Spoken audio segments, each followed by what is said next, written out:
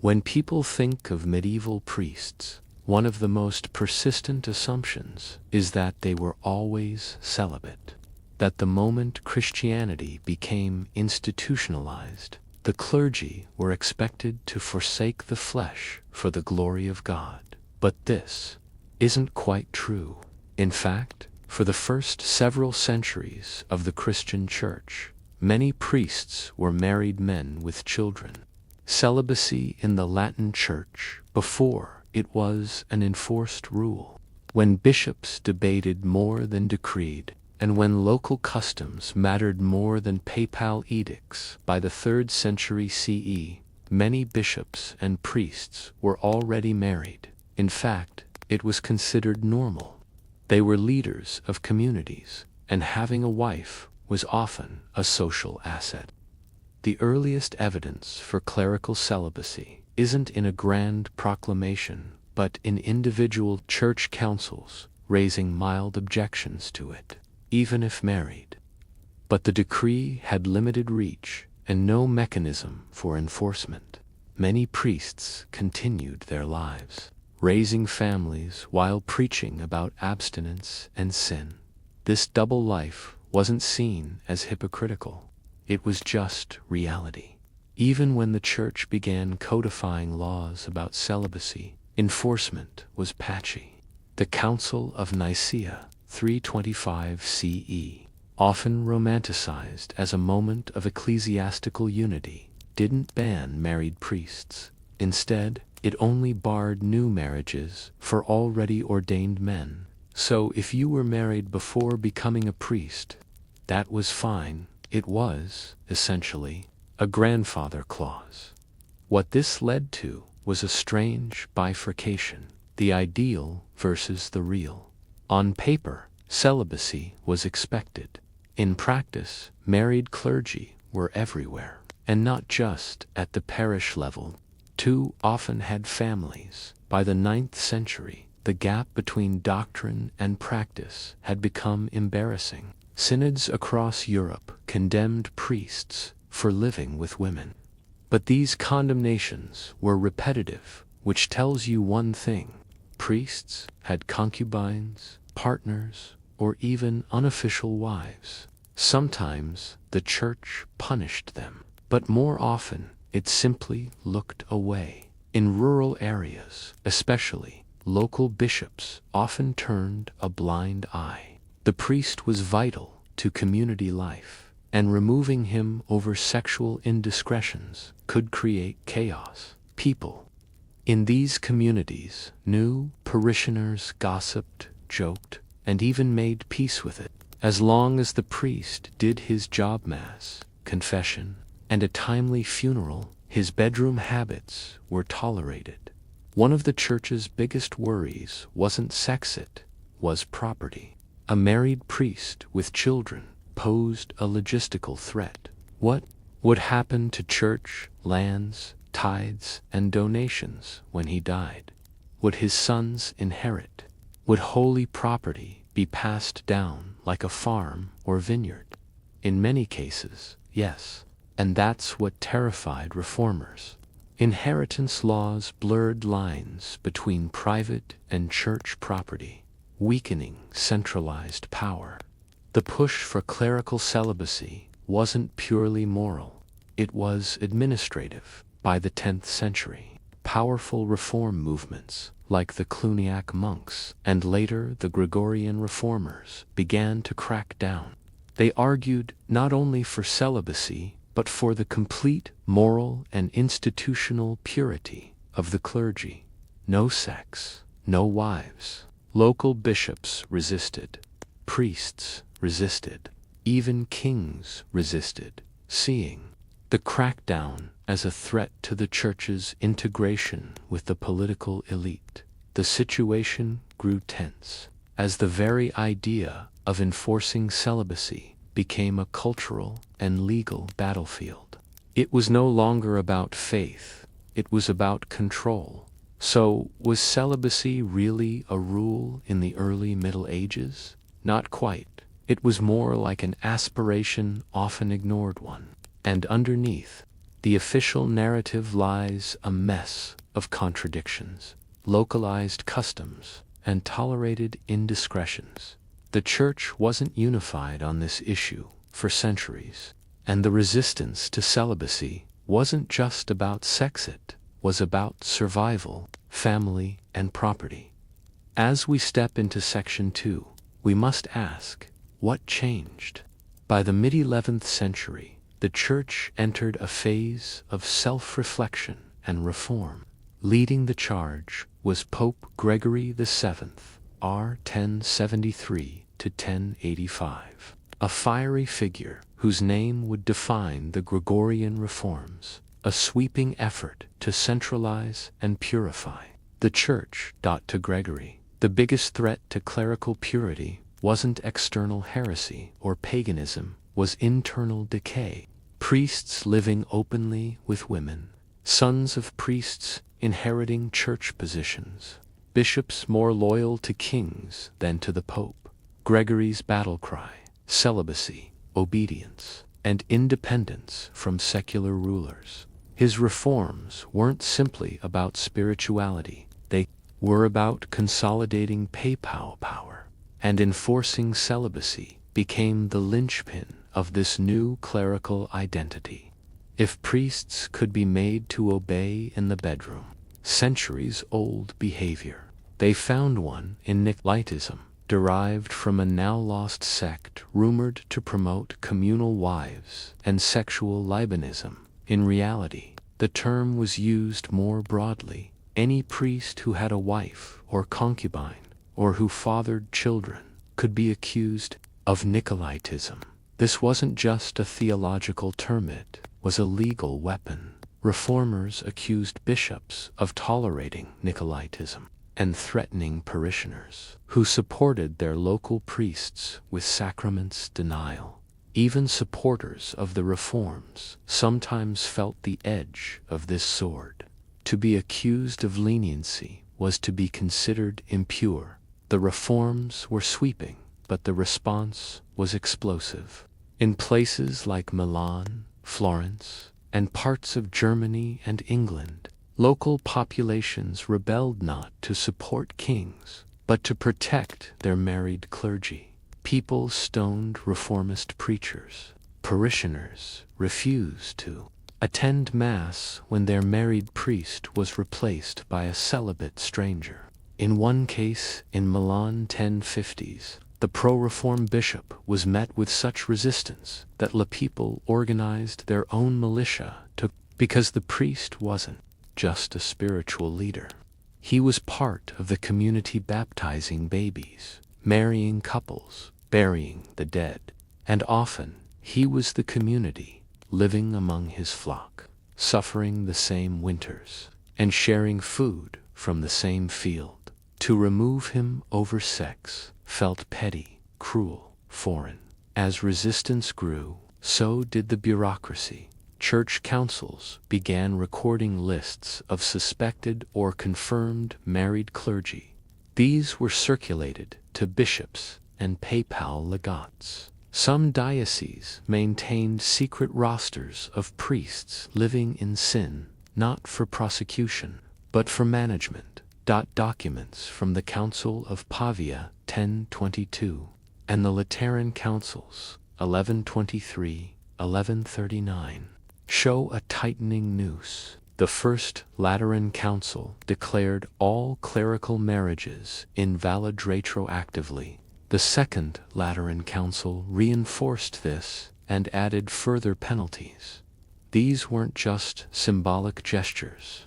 They came with real punishments: dismissal from office, excommunications, seizure of property, public humiliation. Priests were asked to abandon wives they'd lived with for decades. Wives were called whores, but many priests quietly continued their family lives, trusting that the eyes of Rome rarely reached the village. Enforcement was far from universal. Behind these political maneuvers were human tragedies. One documented case from Normandy in the 12th century tells of a priest who had lived with his partner for over 30 years. When a reformist bishop came to town, he was given a choice: leave her or lose his post. He refused. He was stripped of his income. His sons, once destined for church life, were rejected. His partner, now labeled a seductress, was harassed in the streets. The family broke apart, and he died poor, though still called father by those who loved him. This was not an isolated story. Across Europe, the policy created a class of clerical widows, women who had been de facto wives to priests, now abandoned, often with children to raise alone. These women, known in some sources as Malaire's subintroducta women, secretly brought in, became both objects of pity and scorn. Not all priests resisted. Some, especially younger ones, trained under reformist bishops, celibacy as a sign of spiritual discipline. They saw themselves as soldiers of Christ, battling temptation daily. But even the most devout struggled. Private letters, confessional manuals, and court records from the 12th and 13th centuries show a tortured internal world. Priests wrote to confessors about nocturnal emissions, masturbation, and temptations of the flesh. Others were caught in brothels. Some maintained secret lovers, slipping through church loopholes. A 13th century priest in Toulouse confessed that he had not been with a woman for 20 years, but that every night he dreamt of her. When asked if he believed he had sinned, he replied, "Every time I awaken, I feel I have, even in silence." The struggle was loud. To enforce celibacy, the church didn't just police behavior, policed thoughts. A new genre of religious literature exploded: confessional manuals. These were guidebooks for confessors, listing every possible sexual sin and how to question it. Did the priest lust in thought? Did he look too long at a woman in the congregation? Did he touch himself at night? Did he sin with animals, spirits, or memories? These manuals were not fringe. They were standardized across dioceses. The most famous, Raymond of Pennefert's Summa de Ponitentia, became the go-to guide. Celibacy was no longer just physical. It was mental, emotional, even subconscious. So, what, then, did enforcement really achieve? Certainly, by the 13th century, the official church had become celibate. But the real church, the one in villages, mountains, and cities, was still struggling. Celibacy became a badge of honor, a mark of elite training, and a prerequisite for promotion. But it also became a burden, shouldered in silence, broken in darkness, and rationalized in confession. It was less a rule followed, and more a tension lived. By the end of the High Middle Ages, celibacy had transformed from a loose suggestion to a strict normat, at least on paper. Enforcement was widespread but uneven. Resistance was powerful but fractured. And the clergy had changed forever. The priest was no longer a father in both senses of the word. He was now a man apart, celibate, isolated, and watched. But what happened when that watchful eye missed something? What about the priests who still held secret families, or the ones who quietly fathered children and passed them off as nephews? In our next section, we'll explore the consequences and paradoxes of celibacy's full enforcement, how priests adapted, evaded, and sometimes broke completely under the weight of the vow. By the 13th century, clerical celibacy was not just a doctrinate. To be a priest was to be celibate. Anything less was seen not just as disobedience, but as a spiritual failure. But the desires, habits, and relationships of thousands of clergy did not vanish with papal decrees. They merely went underground. What once had been public and tolerated, priestly families, long-term partners, even casual lovers, now became hidden, coded, and dangerous. The medieval church had succeeded in changing the surface of priestly life, but the human underneath remained, as celibacy was increasingly enforced. A curious euphemism began to appear in church documents. Nephews. Bishops had nephews who lived with them. Parish priests were found to have nephews who resembled them uncannily. Monks gave property to nephews of unclear origin. In truth, these were often illegitimate children, the secret families of supposedly celibate men. The word nephew became a code used to quietly acknowledge a reality no one could admit. Openly. In noble families, it was common for clerical sons to be elevated within the church. One pope after another appointed nephews to key offices, hence the modern term nepotism. The system endured, despite vows, because it was useful. The church could publicly demand celibacy while privately tolerating the biological and political outcomes of broken vows. Though priests were forbidden from marrying, many still maintained relationships. These women were not wives, but they weren't merely mistresses either. They were often partners in all but name. In rural areas, villagers often knew. Some accepted it, others resented the hypocrisy. And yet, as long as services were performed and scandals were kept quiet, these arrangements persisted. Canon visitations, formal inspections by bishops sometimes recorded these housekeepers. In parish rectories, the records are telling. Inspectors noted the age, attractiveness, and sleeping arrangements of these women with suspicious detail. Some were ordered to leave, others remained listed as servants, nieces, or simply women of the household. In reality, many priests lived with these women for decades, raising children and tending to their pastoral duties as if they had never taken a vow. The silence was not ignorance, it was collusion. Let us imagine the daily rhythm of a 14th century village priest in Burgundy. His name is not famous, his church is not grand, but his life is the rule, not the exception. He rises before dawn. He says Mass for a handful of sleepy farmers. He walks the fields, blessing crops. He teaches children their prayers. He hears confessions, buries the dead, and blesses the newlyweds. And then, at dusk, he returns to his modest house, where a woman, Anne, waits with warm broth. She is not his wife, but she has been with him for 18 years. Their son, Pierre, studies in the next town. No one says a word.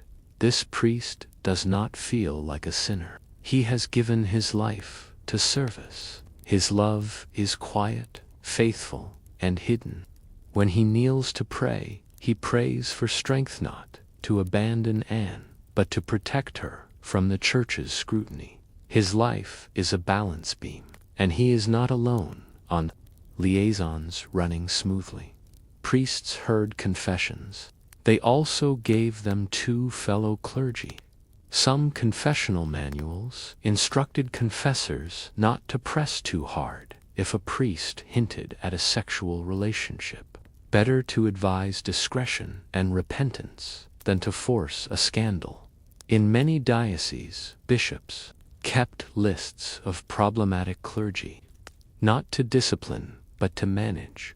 The enforcement of celibacy by the 14th century had largely become a game of appearances.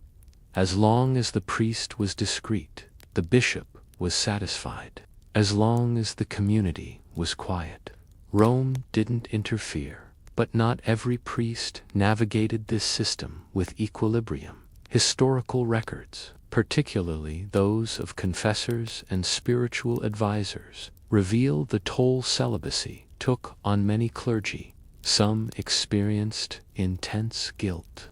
Others struggled with anxiety, self-harm, or psychosomatic illness. Flagellation, once a rare ascetic practice, grew common among priests, especially in monastic communities.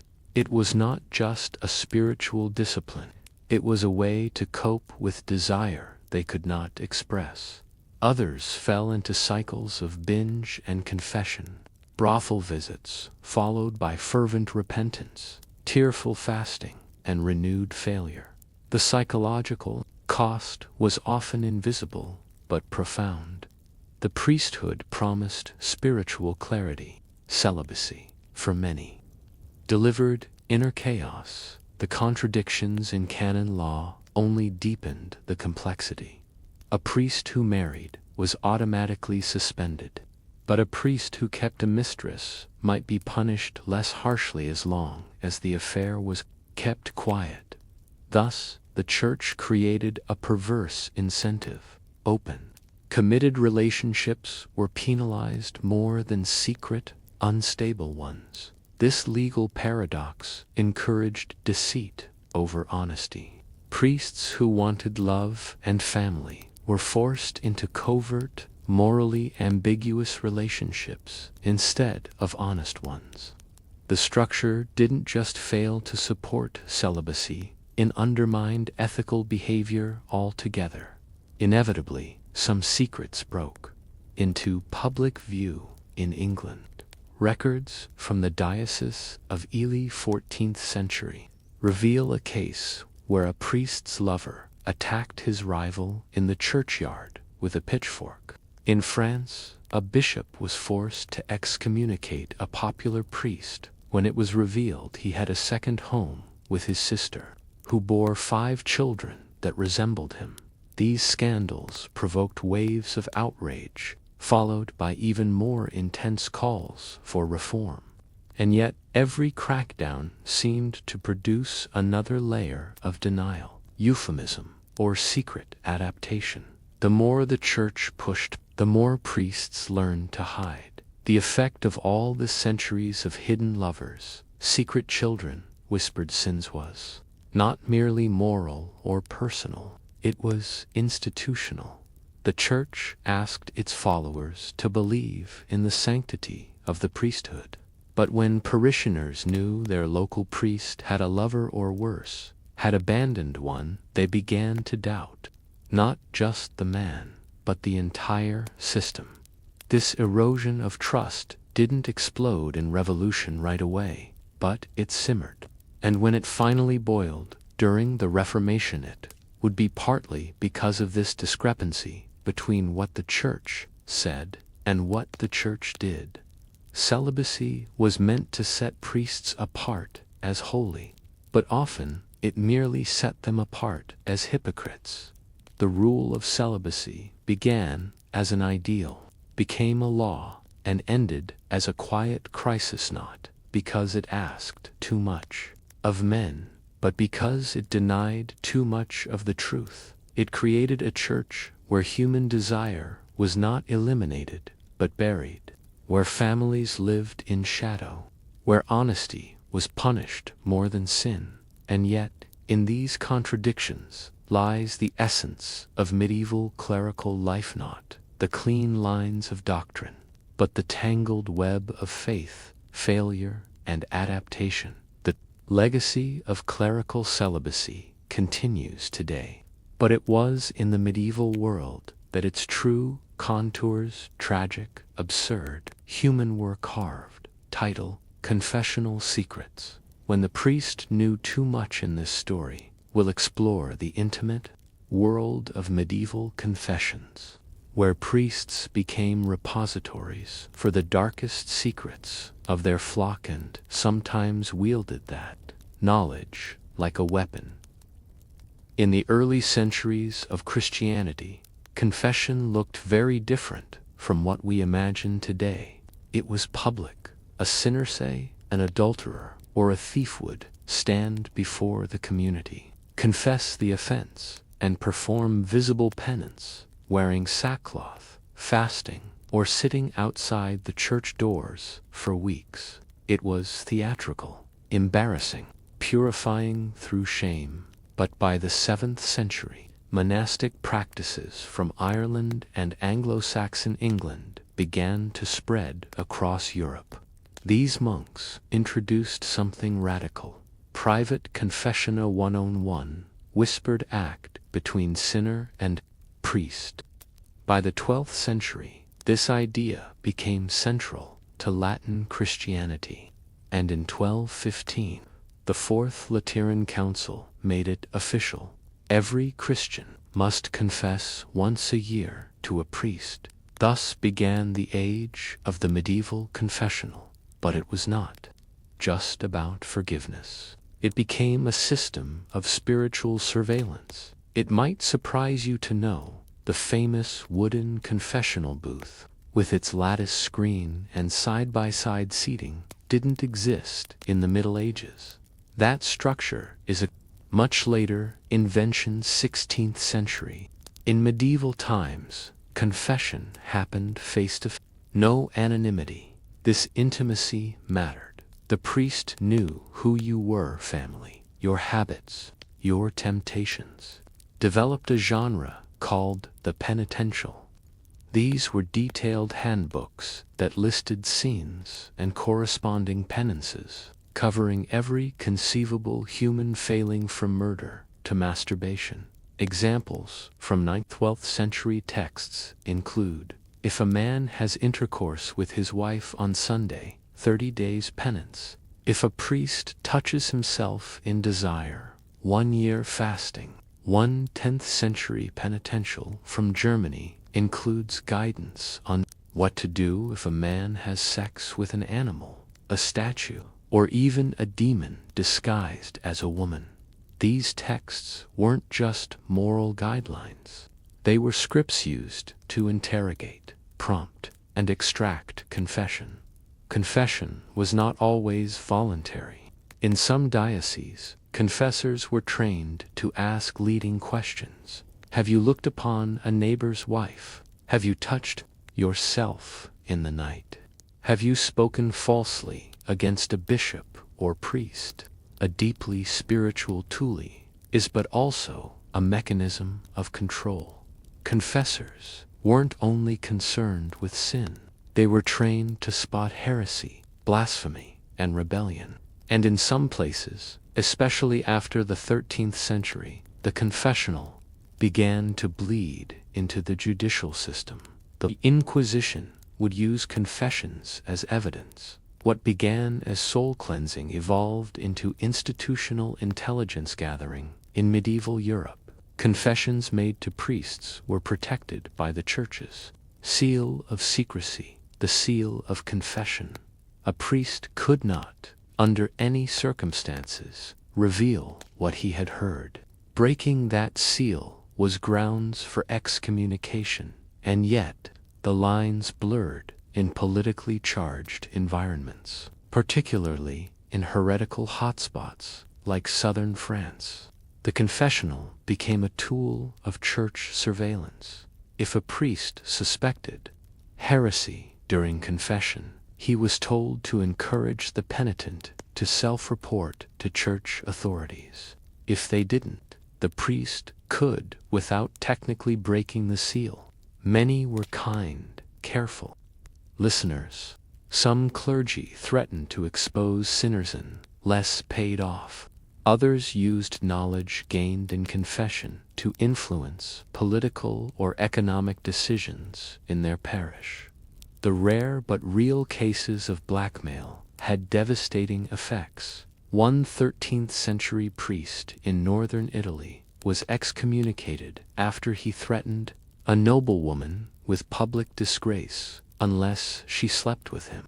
She fled the town, and only years later did her testimony reach Rome in England. But by others who suspected what had been said, and used it as gossip. Seal of confession created a vacuum space of silence that could be manipulated, feared, or misunderstood. One of the strange realities of medieval confession was repetition. You confessed not to a stranger, but usually to the same priest, every year. Sometimes, more often, that meant your spiritual advisor was often the man who knew your deepest struggles. A lifelong confessor could guide someone through adolescence, marriage, sin, grief, and even death. But for others, it was a kind of psychological imprisonment. The priest knew too much. A look from him during Mass could provoke fear. He had to carry the weight of every sin he heard without ever speaking it aloud. Being a confessor wasn't just about power. It came with immense emotional strain. Many priests, especially monks, reported feelings of spiritual fatigue, or what some modern scholars have called penitential burnout. Imagine hearing the darkest confessions, murder, incest, again and again.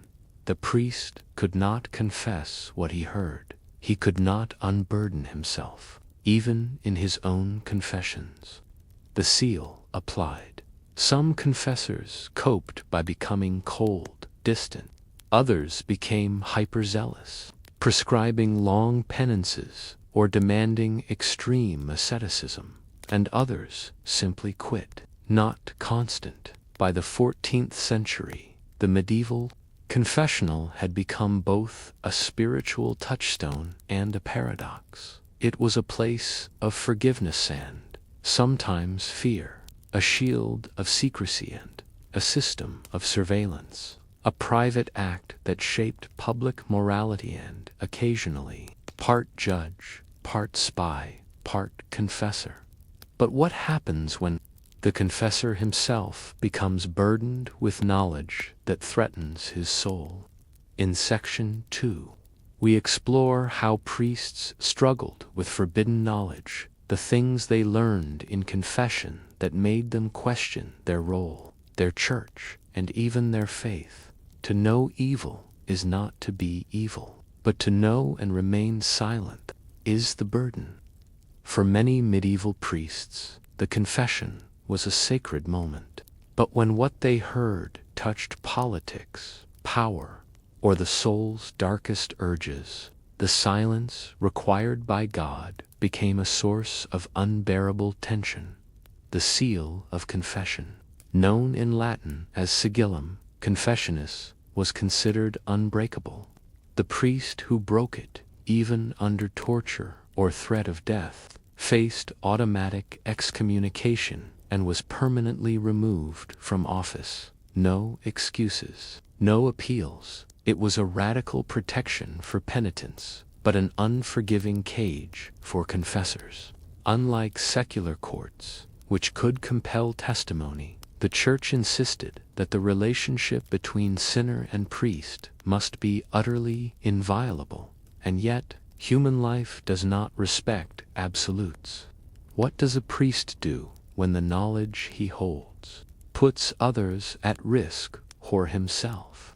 Church law was clear. Even if a man confessed to murder, the priest could not report it. But cases arose where that silence led to terrible consequences. In 13th century Lyon, a young priest heard the confession of a knight who had murdered a rival. The priest, torn, spoke to his bishop not to name the knight, but to ask for moral guidance. The bishop reported him. The priest was defrocked.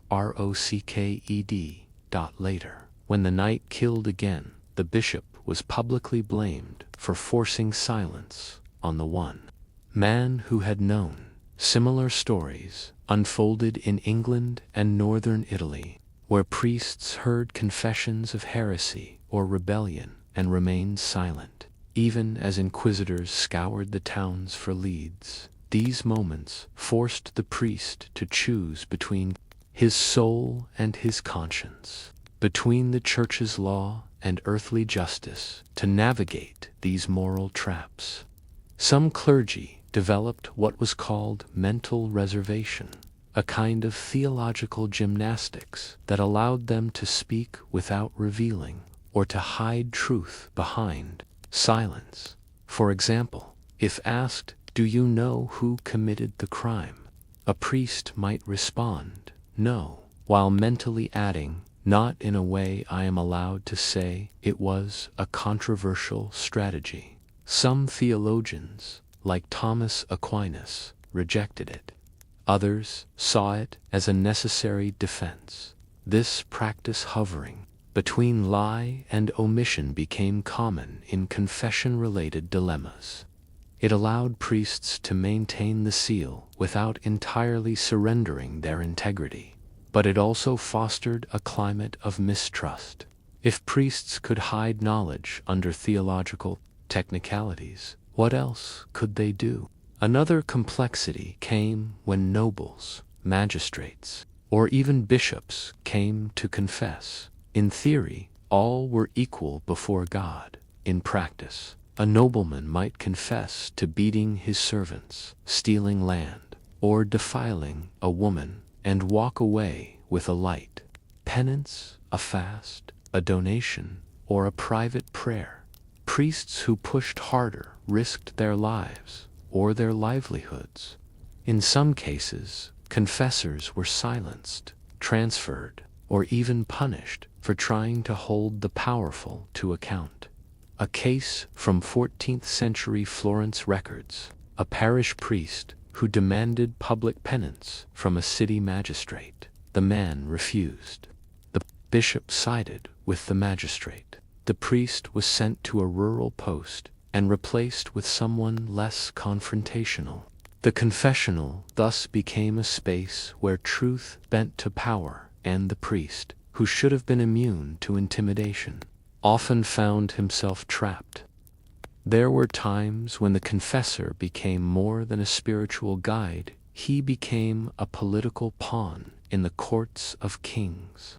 Particularly in France and Spain, the royal confessor held a position of extraordinary influence. Kings often confessed multiple times a week, revealing doubts, fears, and plans. Sometimes they sought counsel before major decisions, wars, treaties, even executions, though forbidden from revealing what he heard.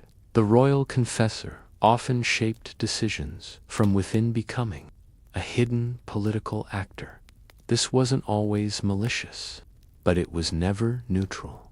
The lines between confession, counsel, and command blurred, and in those blurred spaces, priests made choices that changed nations. Beginning in the 13th century, the Church established the Inquisition to root out heresy, especially Cathars, Waldensians, and other dissident groups. Inquisitors often served dual roles, judge and confessor. This presented a spiritual contradiction. Could one simultaneously hear confessions and prosecute heresy? In practice, inquisitors were forbidden from using confession as direct evidence. But many blurred the boundary. A penitent would confess, and then, a day later, be summoned to trial without ever knowing how they'd been discovered. The confessional, meant to be sacred, became in some regions a pipeline to persecution.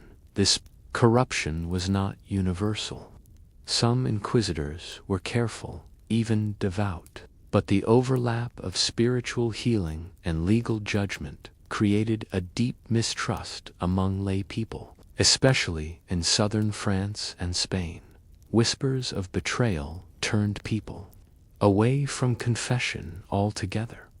What happens to a man who hears too much? Letters from monastic communities show that confessors often experienced spiritual exhaustion. One Cistercian monk in 1257 wrote, "Each night I rise from my bed and see the faces of those who have sinned. Their words echo, 'I know more of the world's filth, the than the butcher or the whore. Another Dominican friar described dreams of being strangled by the sins of others. Some priests fell into deep depression, others into scrupulosity, an obsessive fear of personal sin arising from their association with sinners, and a few simply left the priesthood, unable to carry the burden of secrets that could not be shared, resolved, or prevented. Ironically, confessors needed confession themselves, but the seal applied in both directions. If a priest revealed another's sin during his own confession, he risked violating the seal himself. Thus, some priests carried unspoken knowledge for life, even when it eroded their faith. In some cases, they confided in monastic spiritual directors or abbots outside their parish chain of command. These whispered sessions, barely distinguishable from prayer, were a desperate attempt to lighten the load.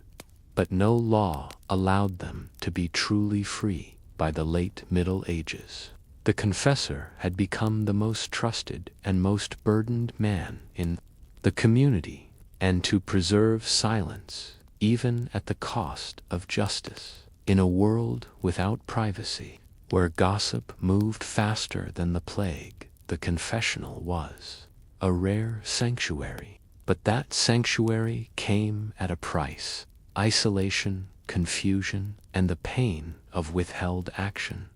The confessor knew too much, but he could say nothing. In the next section, we'll explore the final evolution of the medieval confessional, when some priests did speak out, violating the seal or challenging the system, and how the Church responded with punishment, reform, and silence. To be silent is to be safe, but not always right. By the twilight of the medieval era, the confessional had become both sanctuary and prison, revered and resented. The priests who dared break that silence, whether by force, conscience, or faith, paid a price. Some with their robes, some with their lives. Though church law was clear, never speak what is confessed. History is made of exceptions. In rare, harrowing cases, priests chose to speak out. Often it was a matter of imminent harm, abuse of children, plots of murder, threats to entire communities. But the Church never granted exemptions.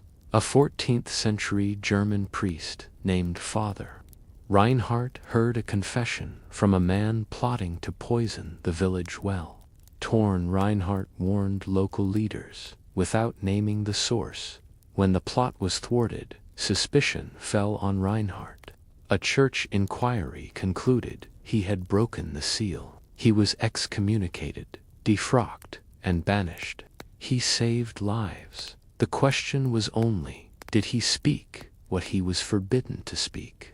In other cases, priests chose death over betrayal. During the 100 Years' War, French confessors were occasionally captured by English soldiers and tortured to reveal the sins of nobles, particularly those related to political allegiances or treasonous actions. Father Jean Dupont, a parish priest from Rouen, was imprisoned for refusing to reveal the contents of a nobleman's confession. Despite beatings, starvation, and mock executions, he stayed silent. He was hanged as a suspected spy. After his death, local villagers venerated him as a martyr of the confessional, a man who chose eternal law over earthly survival.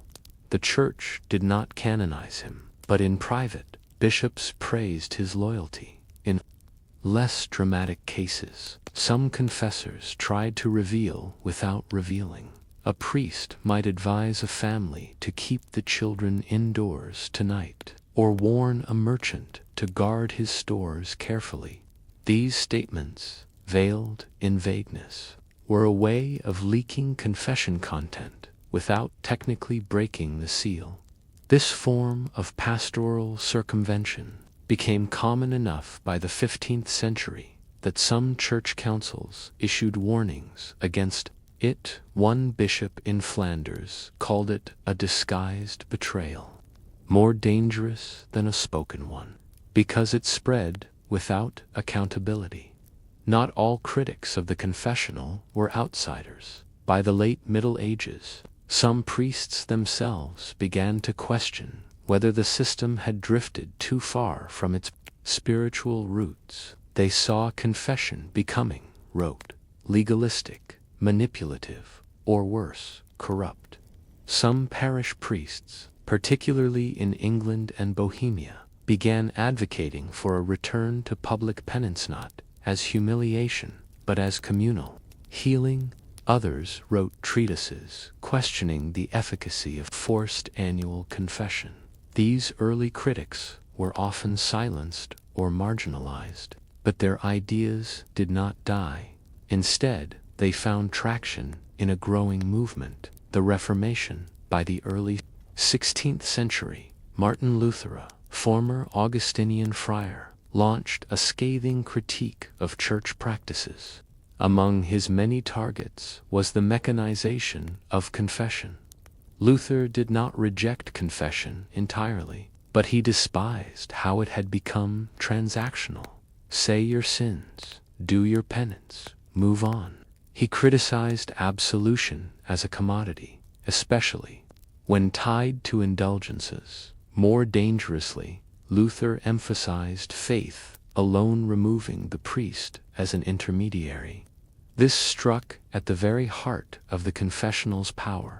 In Reformation Europe, the seal of confession was abolished in many Protestant regions. Some pastors retained private counsel, but without the legal and mystical binding of the old system. The result, a fracture in the authority of the priest, not just in theology, but in psychology. In Catholic regions, the Church doubled down. The Council of Trent, 1545 to 1563, reaffirmed the seal, the practice, and the centrality of confession to protect priests from temptation or suspicion.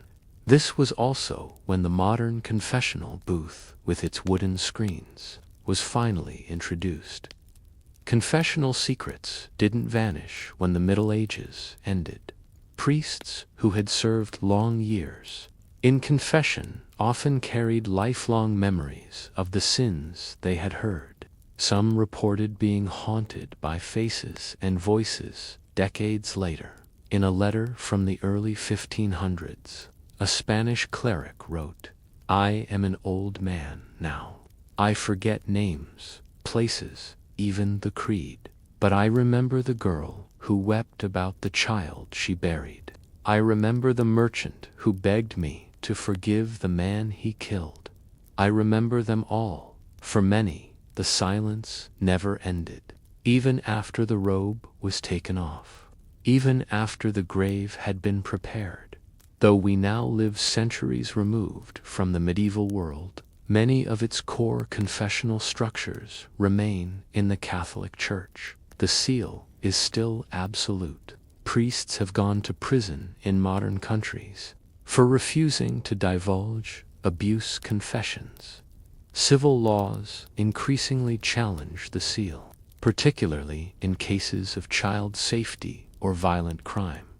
But the theology has not changed.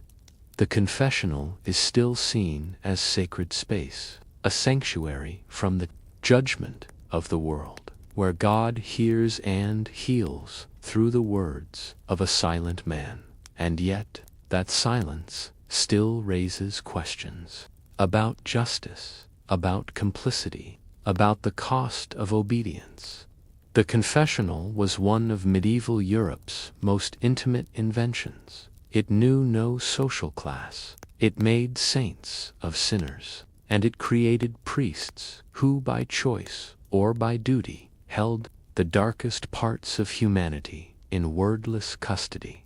The burden was invisible, the walls were mental, and the consequences, at times, were catastrophic. As history moved forward, the confessional would evolve, But the central dilemma remains. What is the cost of knowing when you are forbidden to speak? Title: Boys in the Choir, the Church and Clerical Abuse in the 14th Century. In this story, we examine a disturbing but essential aspect of church history: the abuse of power over choir boys and young clerics. How it was documented, handled, and covered up centuries before the modern scandals. Their voices lifted toward heaven, even as their lives were tethered to the sins of men. The angelic choirs of medieval cathedrals were praised for their beauty, but behind the sacred music were children boys, often taken from poverty, trained in obedience, and left vulnerable in the hands of powerful men. In the 14th century, cathedrals and collegiate churches across Europe began to develop more structured choirs, elevating their musical offerings as part of the grand liturgy of the Mass. Choir boys, puari cantors became central to this vision. These boys were typically between 7 and 14 years old, chosen for their high, clear voices. Many came from poor families, often given up to the church in exchange for food, education, and the hope of a better life. They were not just singers. They were students, servants, and often wards of the clergy living inside the cathedral complex, or in monastic schools. At first glance, they lived privileged lives: access to Latin instruction, exposure to music, art, and books, a path into future clerical roles. But beneath this opportunity lay profound vulnerability. Choir boys often lived apart from their families. Once accepted into the cathedral school or choir program, they became the responsibility of the church, placed under the supervision of clergy, choir masters, or senior monks. This removed them from the protection of kin and placed them in hierarchical environments where obedience was absolute. They were trained not only in music, but in submission.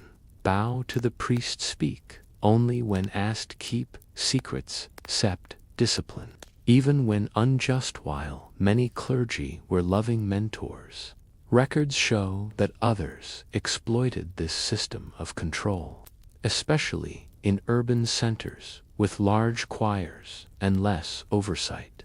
The medieval church did not openly discuss abuse as we understand it today. There was no public language for grooming or institutional exploitation, but traces remain in the court records, episcopal visitations, and confessional guides.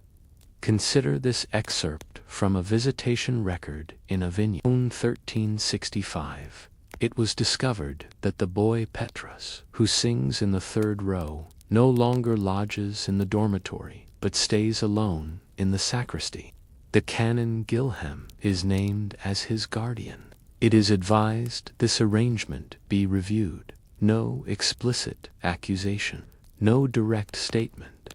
But for historians, this cryptic note raises red flags. Another record from Canterbury, 1382, describes a choir master frequently seen behind closed doors with boys after Compline, and suggests this practice is to be discouraged.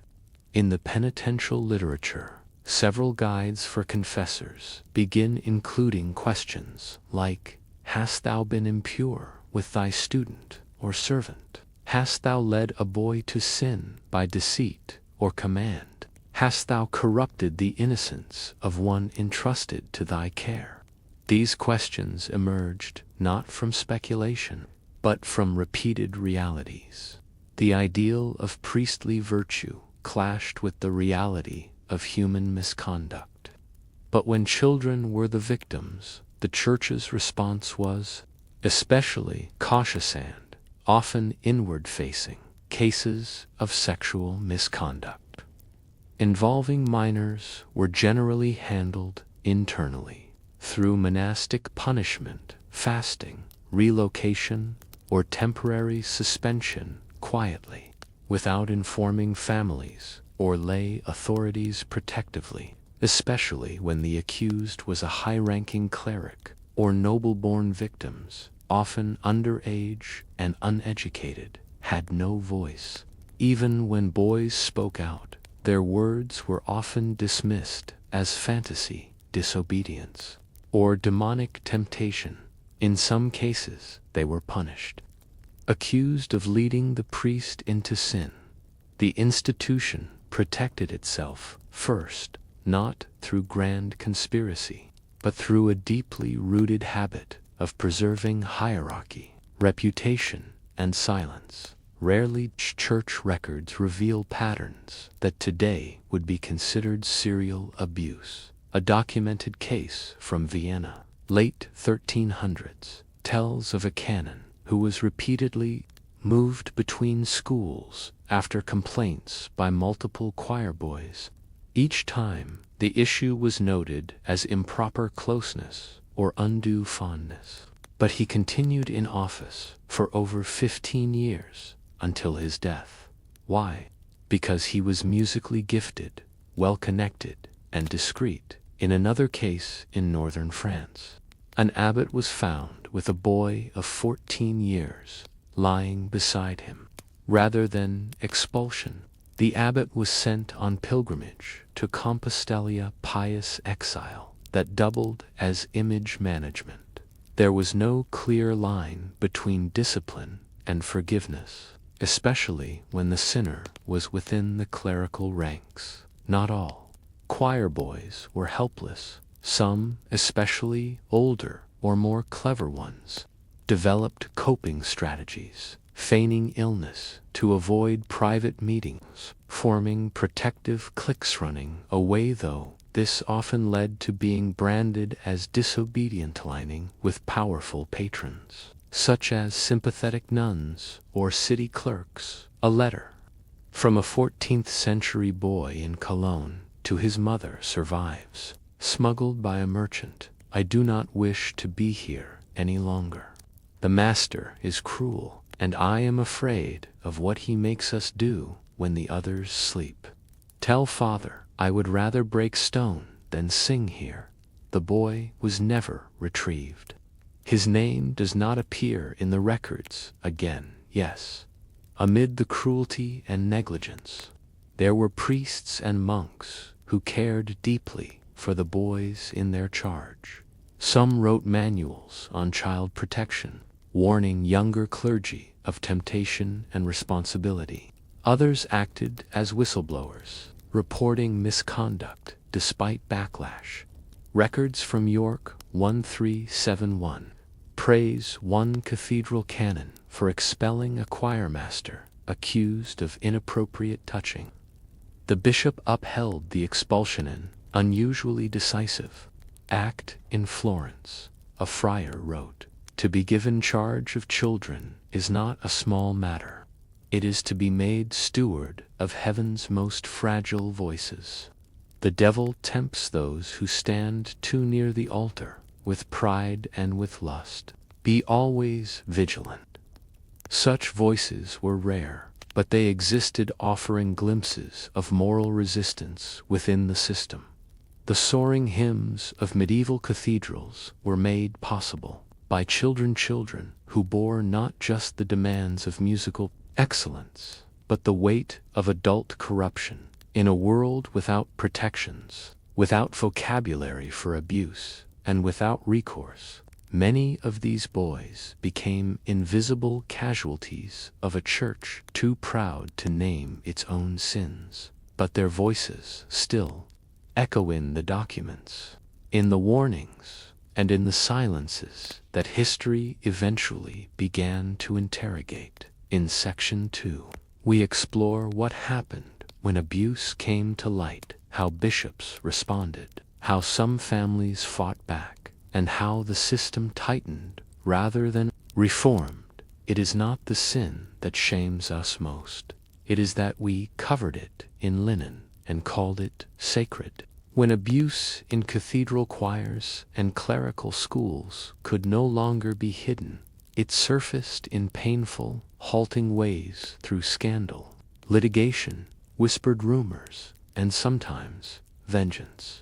But rather than dismantle the system, the Church often chose a more familiar path: contain and survive. Most stories of abuse in medieval choir schools remain buried, never recorded or couched in euphemistic language. But a few surviving testimonies break the silence with chilling clarity.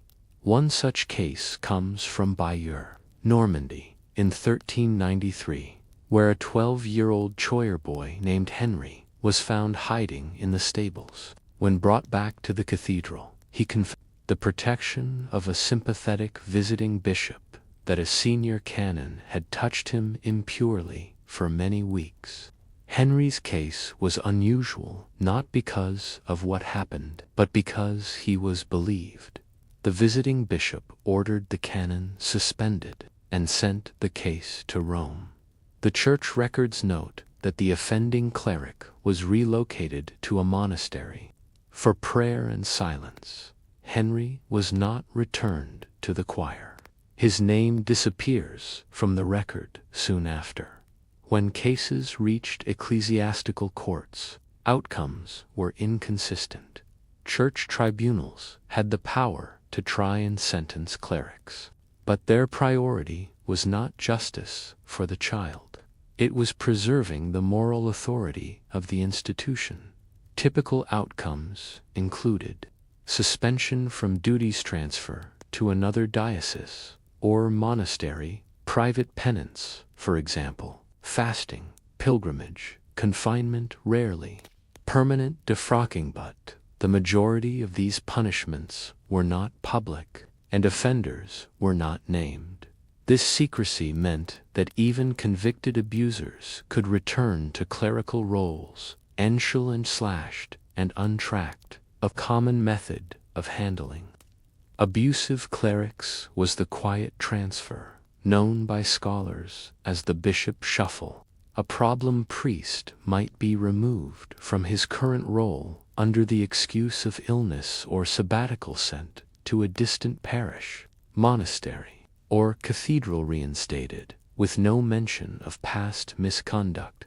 This pattern is well documented in episcopal correspondence, especially in dioceses like Liege, Utrecht, and Toulouse, where high clerical mobility allowed offenders to vanish and reappear under new bishops. In Prague, 1386, a choirmaster accused of impurity with the boys was removed and sent to a Cistercian monastery. 5 years later, records show he resumed duties at another cathedral, this time listed as teacher of liturgical chant. No further allegations are recorded, but the pattern is unmistakable. Some families, particularly those of wealthier or more educated boys, did not stay silent. Letters survive from parents threatening to remove their sons from choir programs unless a specific priest was dismissed. A few even appealed directly to local nobility or the Pope. In Barcelona, 1391, the father of a choir boy petitioned the city council after his son returned home, disturbed in mind and body. The resulting inquiry forced the bishop to relocate several clerics, but for poor families, such recourse was nearly impossible. They lacked the literacy, influence, and credibility to challenge the clergy. Often, they never knew what happened. One moving letter from a peasant mother in Brittany c. 1400 reads, "My boy does not smile. He says he is not ill, but he fears the sound of bells and asks not to go to prayers. I ask if he is safe. They say yes. But why does he weep in his sleep?" No reply is preserved. A critical part of the Church's failure to protect choir boys was clerical solidarity. Most clergy Even those disturbed by abuse feared damaging the institution's reputation. They believed that internal correction was safer than public scandal. Some justified silence by insisting the accused was still a man of God. The boys might be misinterpreting attention. The damage to the church would harm all believers. This mindset, rooted in defensive institutionalism, prioritized the church's image over the child's suffering. As one 14th century bishop wrote, "Better to lose a lamb than scatter the whole flock in panic." This rationalization would echo for centuries. Ironically, the church's own canon law both enabled and hindered justice. On the one hand, it prohibited clerical impurities, especially toward minors, defined as boys under the age of 14. On the other, it shielded clerics from lay courts. Only ecclesiastical authorities could try them, and those trials were often closed, undocumented, or biased. Efforts to reform this system existed. A few bishops proposed mandatory retirement for accused priests or independent lay oversight, but these were rejected as dangerous precedents. The church remained a self-policing entity, reluctant to admit that its own inner sanctums could harbor rot, while male clerics dominated official responses. Women in religious life sometimes acted as quiet protectors in convent-run cathedral schools. Some nuns kept private records of inappropriate clerical behavior, shared warnings with mothers, and advocated for vulnerable boys in Paris. A group of Beguines lay religious women created an informal network to shelter runaway choir boys. Though the effort was later suppressed by the bishopric, these women left few traces in official histories, but whispers in the margins of monastic records point to their resistance. In medieval towns, news traveled not by newspaper, but by mouth abuse. Allegations, even if never formally investigated, often became part of a priest's local reputation. Parishioners might refer to him with coded nicknames, avoid sending their sons to serve under him, or refuse communion at his mass. Some clerics were effectively socially exiled, even while still in office. This informal system of gossip protection was both flawed and powerful. It lacked due process, but it reflected a visceral form of justicia community's attempt to shield its most vulnerable, where the church failed to do so. The medieval church did not lack rules. It lacked the will to enforce them when the violators were its own. The suffering of choir boys was often hidden, not because no one knew, but because those who did know feared what would happen if the truth were believed.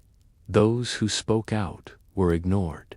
Those who stayed silent were rewarded. And the boy singers of divine music, bearers of liturgical beauty, were the ones most often sacrificed to maintain the illusion of holiness. In Section 3, we will explore the long consequences, how this legacy influenced Reformation-era critiques of the Church, how liturgical training changed, and how centuries of silence came to echo in future scandals. You hear their voices in the high vaults of cathedrals, but their names are lost and their pain unspoken. The abuse of choir boys in the medieval church did not vanish with the Middle Ages. It carved deep grooves into the architecture of clerical life, grooves that would be followed, deepened, and only challenged centuries later. This section explores the long shadow of institutional silence and how the echoes of those boys' stories reshaped the faith they once sang for. By the dawn of the 15th century, Much of the medieval church's structure had solidified. Choirs became more institutionalized, cathedrals grew in prestige, and music reached extraordinary heights. But the protections for the children who made that music possible did not improve. Liturgical training schools grew in number, especially in urban cathedrals, and the intake of young boys from lower-income households increased. Their voices were prized, their humanity often ignored. Rather than reforming the system that had allowed abuse, church leaders invested in ritual, aesthetic grandeur, and discipline, but not accountability. When Martin Luther and other reformers began to criticize the church in the early 1500s, their grievances were theological, but also institutional and moral. Among the charges leveled at Rome were complaints about clergy who corrupted youth and the church's failure to police itself. A Lutheran pamphlet from Wittenberg, 1523, speaks plainly. What can a church claim of holiness when its choirs are filled with trembling boys, some touched in darkness by the very men who preach virtue? These accusations weren't isolated. Reformers across Europe repeated them. They referenced choir boys being raised like lambs to the altar and slaughtered in spirit, choir masters who were wolves in vestments, the church's covering of sin with chant and incense. These critiques, while often generalized and polemical, were rooted in real, documented patterns of misconduct and silence. One outcome of the Reformation was the suspension or collapse of choir boy programs in Protestant regions. In Lutheran Germany, many cathedral choirs were dissolved or converted into mixed-age schools to avoid the hierarchical and cloistered structure that had enabled abuse. In Calvinist Geneva and Huguenot France, clerical celibacy was abolished, and the use of child singers in liturgy was reduced or eliminated altogether. These changes weren't framed solely as musical reforms. They were moral reactions to the suspicion that where there were isolated boys and unchecked power, sin was always nearby. Even in Catholic strongholds, attempts to romanticize the medieval choir boy persisted long after the fact. Art from the Baroque, singing sweetly beside serene priests. This imagery created a cultural amnesia, painting over centuries of institutional failure with golden halos and white robes. But even as the images endured, so too did the realities. Confidential records from the Vatican, archives unsealed centuries later, confirm that abuse continued in seminaries, schools, and choir programs. But by then, the strategies for handling it were already entrenched. Reassign, suppress, forget. What became of the choir boys? Most grew up into ordinary men. A few became clerics themselves, some replicating what they experienced, others breaking the chain and becoming protective mentors. Many more simply left the church. Their voices changed, their memories locked away. The trauma, if it surfaced, did so in private behaviors, avoided sacraments, or lifelong discomfort with authority. Their stories, if ever told, were not written down. As historian Peter Lands notes, the greatest silence in medieval ecclesiastical history is not doctrinal, is the unspoken testimony of those children whose suffering served liturgy. It wasn't until the 20th and 21st centuries that historians began piecing together this buried history. Modern scholars reviewed visitation records, disciplinary files, letters, and penitential unearthing, the coded language and institutional habits that concealed abuse for centuries. Their work helped reframe how we understand the medieval church, not just as a spiritual institution, but as a human one, riddled with contradictions, failings, and real harm. This rediscovery also fueled the response to contemporary clerical abuse scandals, as victims and activists began citing medieval precedents to show that the problem was not new and that the mechanisms of cover-up were hundreds of years old. Many of Europe's grandest churches, Notre Dame, Cologne, Seville, York, Minster, were built with the voices of choir boys echoing through their walls. But those walls remember more than music. They remember silence, compliance, suffering under ornament. The cathedrals remain standing. The voices have long since changed, but the systems of power, once designed to shape young boys into spiritual tools, left behind an architectural and psychological legacy that cannot be dismissed as incidental. History often remembers the composers, the saints, the grand bishops, and powerful popes. It forgets the anonymous choir boys, the children who brought music to God's house and too often paid a private price for public holiness.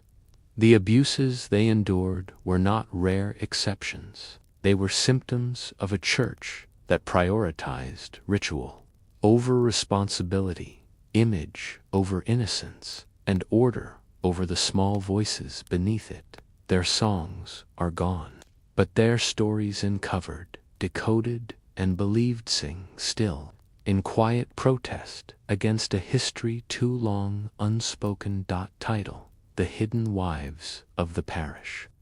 Secret marriages in the cloister. In this story, we return to the topic of forbidden relationships, this time focusing on how priests, monks, and canons managed to live in long-term, marriage-like arrangements with women despite strict vows of celibacy and church prohibitions. They called her a servant, they called her a niece, but she cooked his meals, warmed his bed, and buried his children. In the shadows of cloisters and rectories, the rules of celibacy bent, blurred, and quietly broke. The priest's wife was never named, but everyone knew who she was. By the 12th century, celibacy had become official law for all priests in the Latin Church. Councils like Laterani and 1123, 1139 decreed that clerical marriages were invalid, and any sexual relationship was a violation of holy vows. But, as we saw in earlier stories, this rule was routinely ignored in practice. Rather than eliminate relationships, celibacy forced them into coded language and secrecy. The priest no longer had a wife, he had a housekeeper, spiritual companion, niece, or maid. These women were part of a shadow institution, their presence rarely acknowledged officially, yet completely essential to the daily functioning of parish life. To understand how these hidden partnerships worked, we must begin with the ordinary rhythm of the medieval rectory. A village priest was responsible for saying daily mass, baptizing children, visiting the sick-keeping parish, accounts preparing, sermons maintaining the church grounds. This was not a solitary life. It required support. Enter the housekeeper, often a woman from the village, sometimes widowed, sometimes young and poor. She cooked, cleaned, received visitors, and sometimes handled parish finances. In many cases, she lived under the same roof as the priest.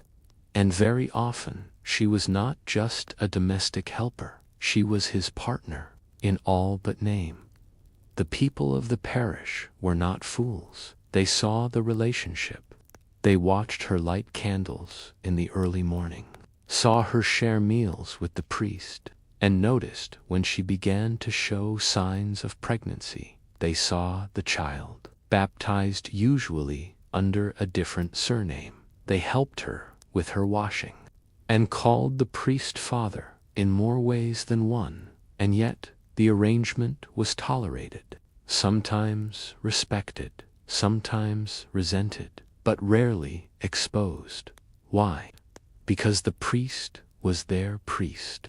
If he was good at his job, honest, generous, competent, the villagers saw little reason to destroy a family for the sake of a distant church law. In this way, hidden clerical marriages became communal secrets, spoken in jokes, nodded at in silence, but rarely condemned. Church law was clear. A priest may not marry and may not cohabit with a woman not of close kin, but enforcement was patchy. Bishops issued repeated warnings against keeping women in the rectory, especially young and comely ones.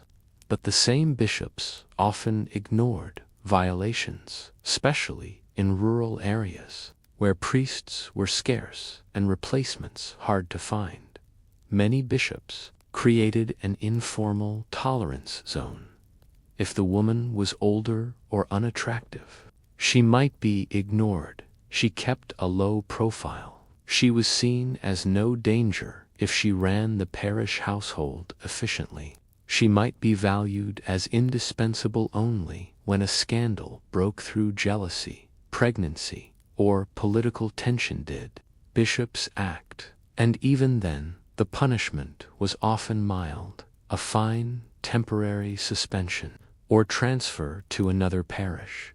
When a priest had children, the most common cover was to call them nephews or godchildren.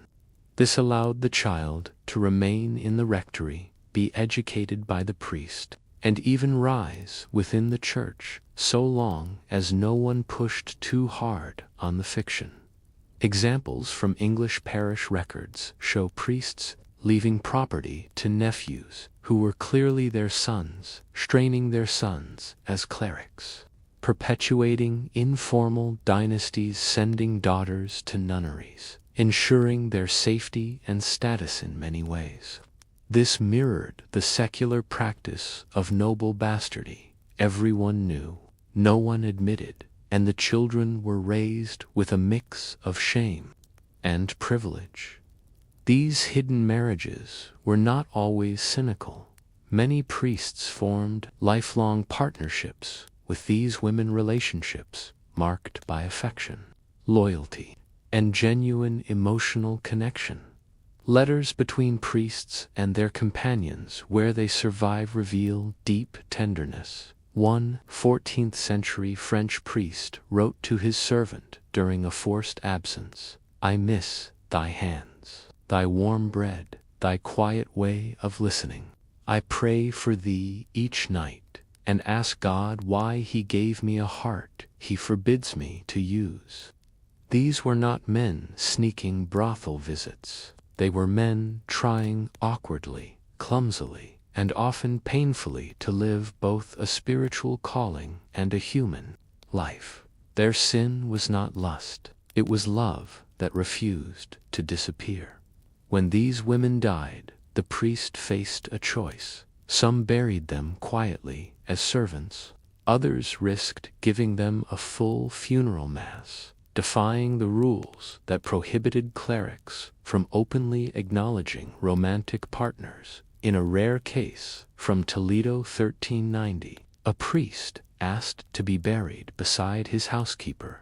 The bishop denied the request. Instead, her grave was placed outside the church fence, and his inside it was a symbolic separation that spoke volumes.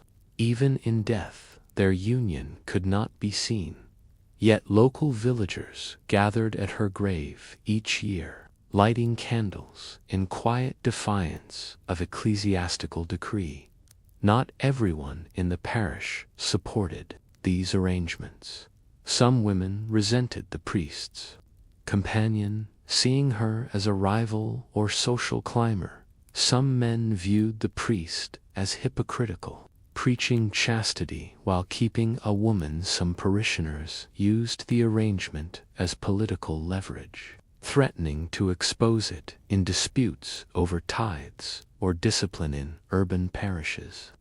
Where visibility was higher and politics sharper, hidden wives became liabilities. But even in these environments, accusations had to be carefully managed, because exposing the priest also meant exposing the community's complicity. So most people did what the church hoped they wouldn't. They turned away and said nothing.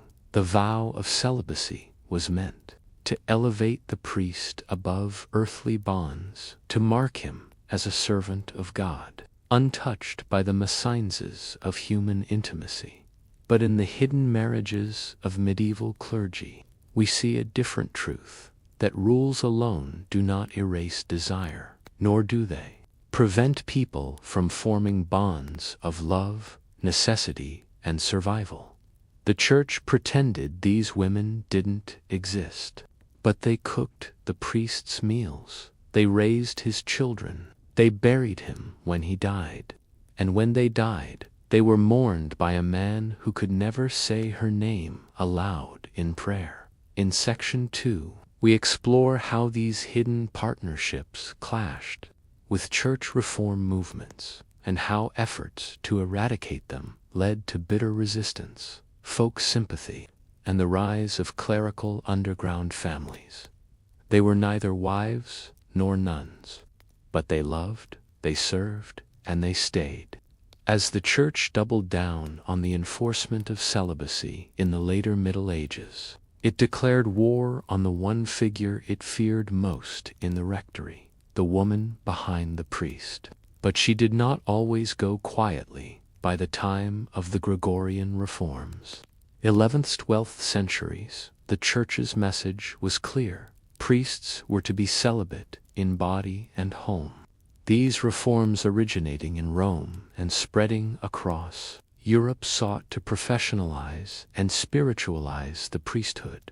Women living with priests were labeled mileres sub introductor, a Latin term meaning women who have been brought in secretly. Church councils condemned them.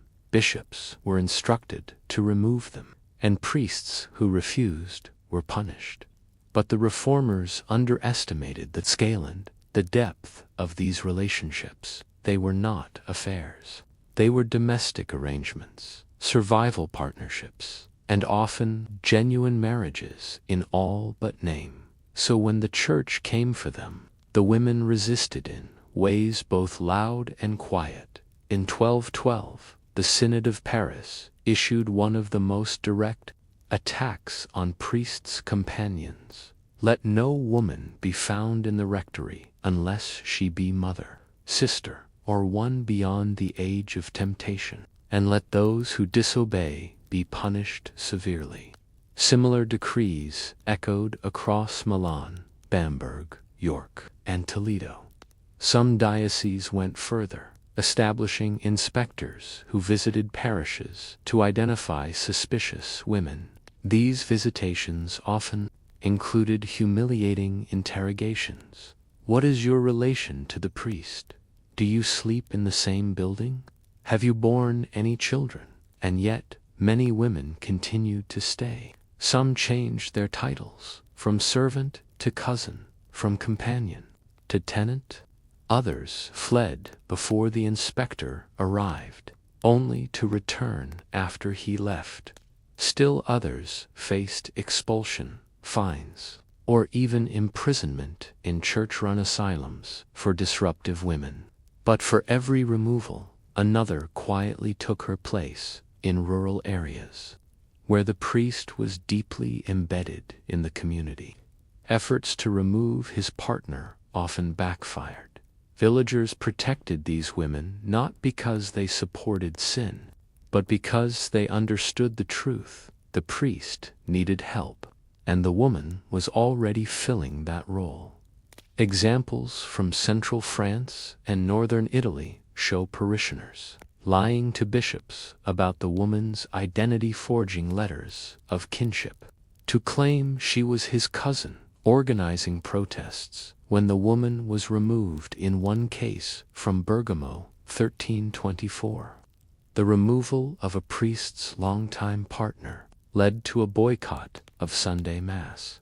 The bishop had to reverse his decision to restore order. The message was simple: if you remove her, we lose him too.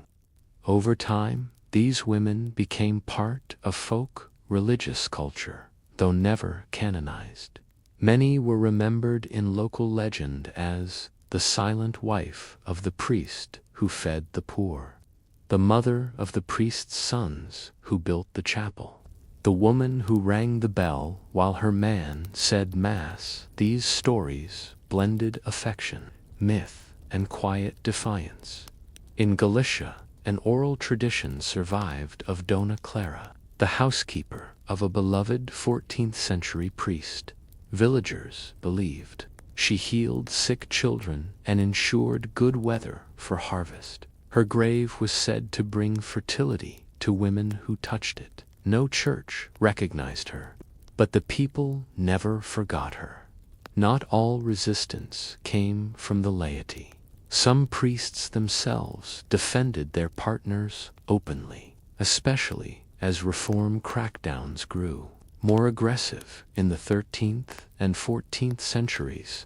Some refused to dismiss their companions, even when fined. Others wrote letters of protest to bishops and even to Rome. Few married in secret, despite knowing the church would consider it invalid. In Yorkshire, 1337, one parish priest wrote to his bishop, "She has served me faithfully for 19 years. Her hands are clean. If her presence offends you more than the drinking and theft among my brothers, I fear your justice is not God's." His appeal failed, but it survives as a rare voice of clerical conscience. A key motivation for removing these women was not just morality, was money. If a priest died with a recognized wife or children, church lands could be claimed as inheritance. By eliminating these informal families, the church protected its property. To counter this, some priests left property to their partners through third parties, adopted their children as nephews, to establish legitimacy, founded chantries, or endowed chapels in their partner's name, using religious patronage to mask familial loyalty. The church responded with stricter oversight, but never fully eradicated the practice. Economics and affection found ways around even the sternest laws. Perhaps the most human dimension of these hidden relationships was the long arc of shared life. Many priests and their companions aged together, staying in the same parish for decades, raising children, burying parents, managing sickness, and sharing the same hearth. They witnessed the plagues, the wars, and the political turbulence of the 14th century side by side, but never as husband and wife. Their partnership was never named, never blessed, and never mourned publicly, but it was real, quietly, stubbornly real. The hidden wives of the parish lived in a strange limbo, tolerated but condemned, essential yet illegal, beloved by many but erased from history. The church's battle against these women was not just about theology. It was about power, property, and control over the private lives of its own agents. But the more it fought, the more it revealed the limits of its reach. For love does not vanish with decree. It simply changes its name, hides its address, and keeps the candle burning. In Section 3, we'll conclude this story by exploring how this tension culminated during the Reformation, when clerical marriage became a battleground, and how some priests finally stepped forward and made their hidden wives into public ones forever altering the shape of the church. She once waited in silence by the rectory door. Now she walks beside him, hand in hand, to the altar. In the 16th century, what had long been whispered became spoken aloud. With the dawn of the Protestant Reformation, hidden wives stepped into the light, transforming not only their own lives but the very idea of what a priest could be. The Protestant Reformation was not just a doctrinal shift. It was a social revolution, and one of its most radical moves was the abolition of mandatory celibacy for the clergy. Martin Luther, once an Augustinian friar, denounced the celibate priesthood as both unnatural and unbiblical. He argued that marriage was not only allowed but preferable for clergy and laity alike. In 1525, Luther married Katharina von Bora, a former nun. Their union became a symbolic act, breaking centuries of enforced secrecy. And Luther wasn't alone. Reformers like Ulrich Zwingli, John Calvin, and countless lesser-known pastors followed suit. They married openly, raised families, and integrated domestic life into spiritual leadership. The priest was no longer a man apart. He was now a husband, a father, a man among men. With the collapse of celibacy laws in Protestant regions, thousands of women who had lived as secret companions to priests finally gained a title they had long been denied: wife. In some cases, these were long-standing partners, women who had shared homes with priests for 10, 20, even 30 years, raising children and tending parishes behind the curtain of celibacy. Now, for the first time, they could marry publicly, be named in church, records receive legal inheritance, be acknowledged in parish life. This transformation was profound not just for the couples themselves, but for entire communities that had lived under a shared lie. But the victory was not universal. In Catholic regions, Spain, Italy, France, southern Germany, celibacy remained mandatory. And now, with Protestantism growing, enforcement grew even stricter. Hidden wives were no longer a tolerated sin. They were seen as symptoms of heresy. Inquisitors began using domestic arrangements as evidence of Protestant sympathies. Bishops cracked down. Clerics suspected of cohabiting were denounced, exiled, or defrocked. In Seville, a priest was burned at the stake in 1560, one not for theological heresy, but because his servant was discovered to be his wife of 12 years. The fear was simple: where marriage was tolerated, Protestantism had taken root. One overlooked consequence of this shift was the sudden legitimization of clerical children. In Protestant regions, boys once listed as nephews now bore their father's name. Daughters were married with full dowries drawn from church salaries, no longer hidden. Some of these children became pastors, scholars, or political leaders, openly claiming their lineage. In time, the pastor's wife became a pillar of Protestant domestic life, expected to manage the household, educate children in faith, host parishioners and guests, model virtue and compassion. What had been an object of scandal in Catholic lands became a symbol of spiritual stability in Protestant ones. The Protestant rectory, especially in Lutheran Germany and Calvinist Switzerland, emerged as a semi-public household. It was not just a place where the priest lived, it was a hub of parish life, a school, a shelter, and a model home. Here, the former hidden wife became the pastor's wife, a role infused with new expectations. She was no longer shameful, but essential daughters and diaries from 16th century pastors' wives show a mixture of pride, exhaustion, and quiet power. My husband studies the scriptures. I make the stew. He buries the dead. I bind the wounds.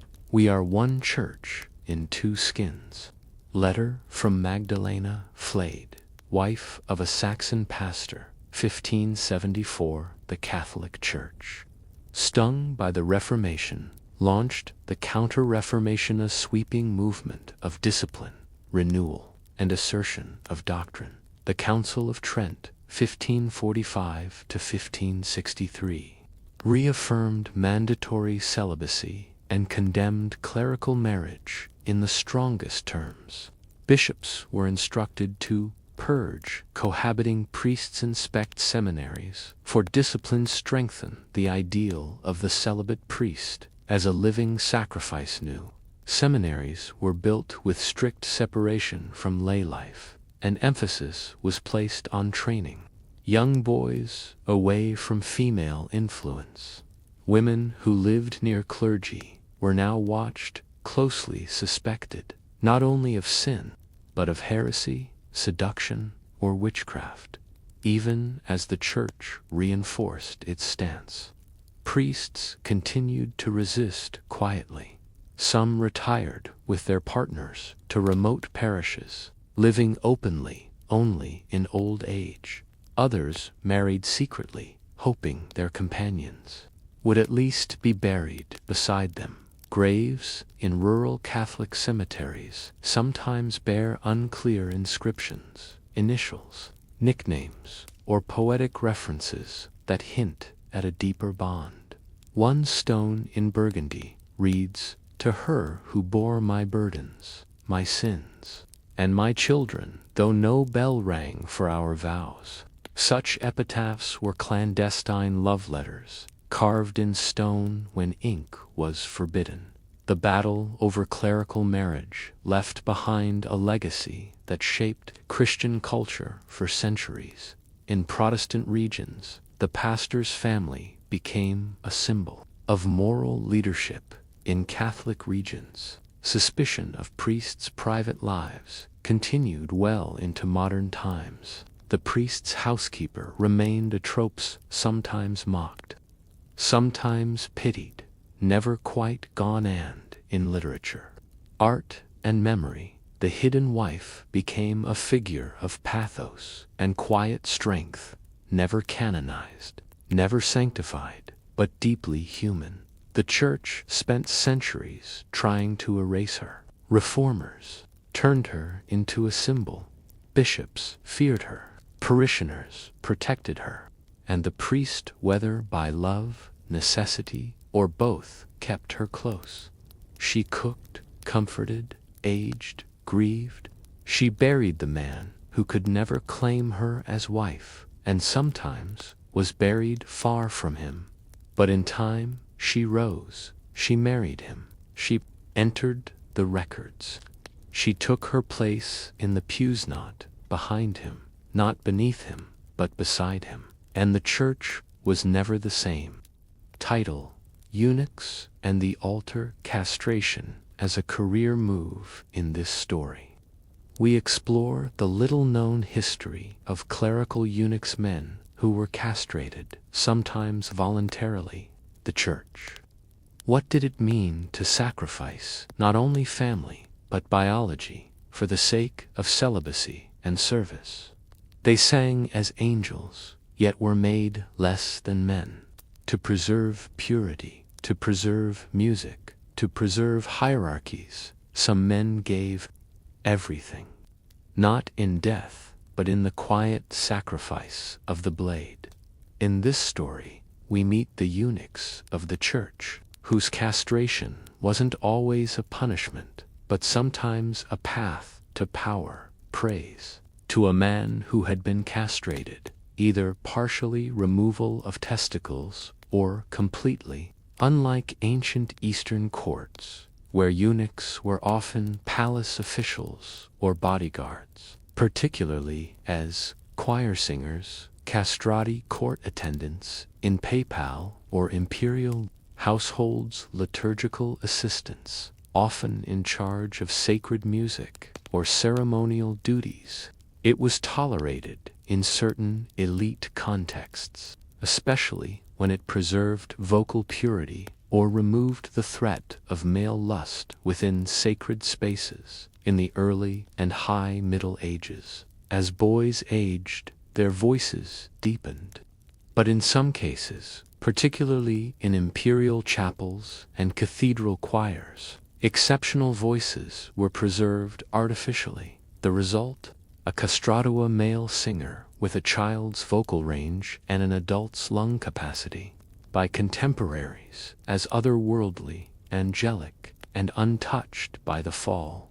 One chronicler from 12th century Rome wrote, "They sang like no man, nor child, nor woman, but as something unearthly. The very stone seemed to weep at their hymns." Bodily violence, usually inflicted before puberty, while castration was not officially sanctioned by the Church. Its wealthiest and most powerful institutions were often where eunuchs thrived. In the Byzantine Empire, eunuchs had long held high-ranking roles in both church and state. When influence from Constantinople filtered west, certain traditions lingered, especially in Rome, Venice, and southern Italy. Papal choirs had begun to employ singers who were likely eunuchs, though official records are vague. By the 14th century, it became an open secret. Their presence was never directly acknowledged in canon law, but bishops and popes used their voices, praised their music, and rewarded them with prestige. They were walking contradictions, theological impossibilities in practice, yet liturgical treasures in sound. Were these eunuchs willing? The truth varies. Some adult men, often poor. These men viewed it as a sacrifice for God or a path to upward mobility. A monk from 13th century Milan wrote, "I chose the knife that I might serve in the heavenly choir, and cast off the thorn of temptation." These men were often celebrated, even if quietly, but they were few. Most clerical eunuchs were children from orphanages identified in choirs and sent to specialists.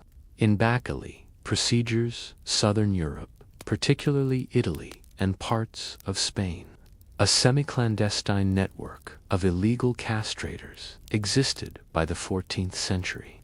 These operations were dangerous, often fatal, and entirely outside the law, yet ignored when the result was musically exceptional. A 14th century Venetian choir record lists a Marco, aged 13, whose voice was preserved by necessity. No further comment is made. The existence of eunuchs in the Church was always awkward. Scripture presents eunuchs in a mixed light. Christ speaks of those who are made eunuchs for the sake of the kingdom of heaven, Matthew 19:12. But the Old Testament law prohibits eunuchs from entering the temple, Deuteronomy 23:1. Canon law followed suit. The Council of Nicaea 325 forbade self-castrated men from becoming clergy. But if the castration was not voluntary, the rules were murkier. This ambiguity allowed some bishops to use eunuchs. They could not marry, they were not monks, but they served often at the altar, in the choir, and in the bishop's household. They were holy tools, not fully men, but indispensable. Despite their marginal status, some eunuchs rose to positions of considerable influence in cathedral settings. As confidential advisors to bishops, maintained celibate purity without suspicion because they posed no sexual threat. They were often trusted with intimate or private church duties, guarding sacred relics, handling vestments, or managing young choir boys. Ironically, Some eunuchs ended up protecting children from abuse, becoming advocates for young singers, even as their own suffering remained unspoken.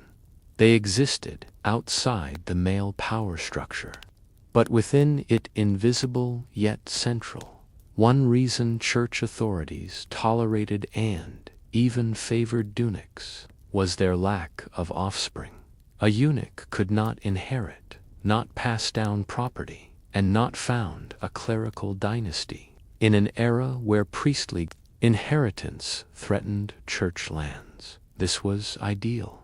A bishop could promote a eunuch without fear of familial entanglements, organizationally safe, even if morally uncomfortable. The story of the clerical eunuch is not one of mere exploitation or cruelty. It is also a story of ambition, devotion, and the strange bargains made in pursuit of heaven's music. These men gave up the chance for family, masculinity, even identity, not because they were condemned, but because the church could not let their voices go.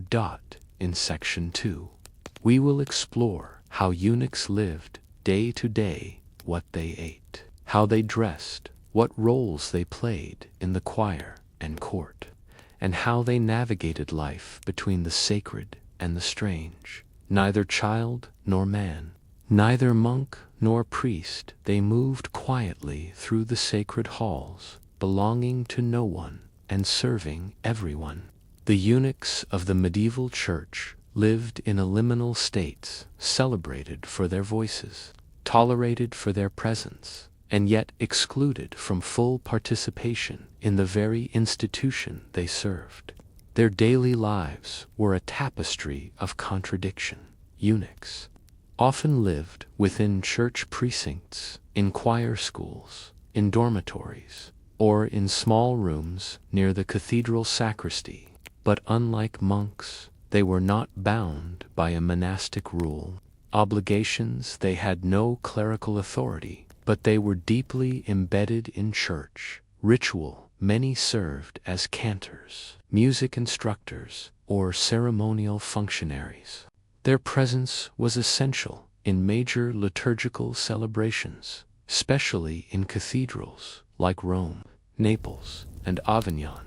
One 14th century inventory from the papal chapel at Avignon includes 3 sopranisti of pure voice, assigned chambers. Within the chapter house, provided with black robes and a morning ration of warm broth, these men lived quietly, without land or title, but they were seen and heard daily, their voices echoing through the very fabric of sacred life.